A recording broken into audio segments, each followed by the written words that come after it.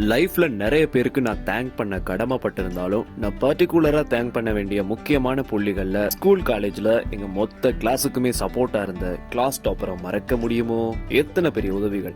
Be open. Class டாப்பர்னா பொதுவா அவங்க ஒரு தனி குரூப், அவங்களுக்குன்னே ஒரு கெத்து இருக்கும், காலேஜ்ல இருக்கிற மொத்த பேருக்கும் பிடிக்கும், காலேஜே தலையில தூக்கி வச்சிருப்பாங்க. மேசனாக்களி தூக்க, மண்ணு வெட்ட, செடி வைக்கன்னு நம்மள கூப்பிட்ட மேனேஜ்மெண்ட் மெடலா அள்ளி போட போறது என்னமோ அவங்களுக்கு தான். இது வரைக்கும் ஆர்வ கோளாரா தெரிஞ்ச அவங்க எக்ஸாம் சீசன்ல மட்டும் கடவுளா தெரிவாங்க. ஒரு பீரியட் கேப் கிடைச்சாலும் யாரையாவது கூட்டிட்டு வந்து பாடம் எடுக்க வச்சிருவாங்க. ஹோம்ஒர்க் அவங்களே மறந்திருந்தாலும் இவங்க ஞாபகப்படுத்தி விட்டுருவாங்க. அதுலயும் நல்லா படிக்கிற இப்படிப்பட்டவங்க தாங்க மானிட்டராகவும் இருப்பாங்க. டெய்லி பஞ்சாயத்தா இருக்கும். இவங்க என்னமோ பெரிய மிஸ் மாதிரி தங்களை நினைச்சுப்பாங்க. ஆனா நம்ம எவ்வளவுதான் அவங்கள விரோதியா பார்த்தாலும் அவங்க சொக்க தங்கங்க.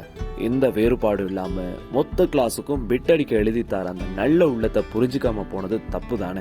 காலேஜ்ல கூட அநியாயம் நோட் எழுதிருக்கலாமோன்னு தலையில கை வச்சுட்டு இருந்தப்போ வாட்ஸ்அப்ல வான்மழையா நோட்ஸ் அனுப்பி காப்பாத்தினது அவங்க தான். போர்டர்ல நின்னங்களை கரையேத்தி விட்டது அவங்க தான். அவங்கள போய் இப்படி தப்பா நினைச்சிட்டோமேனு இப்ப ரொம்ப ஃபீல் பண்றேங்க. கிளாஸ் டாப்பர்ஸ், உங்க உன்னத சேவைகளுக்கு நன்றிகள் கோடி.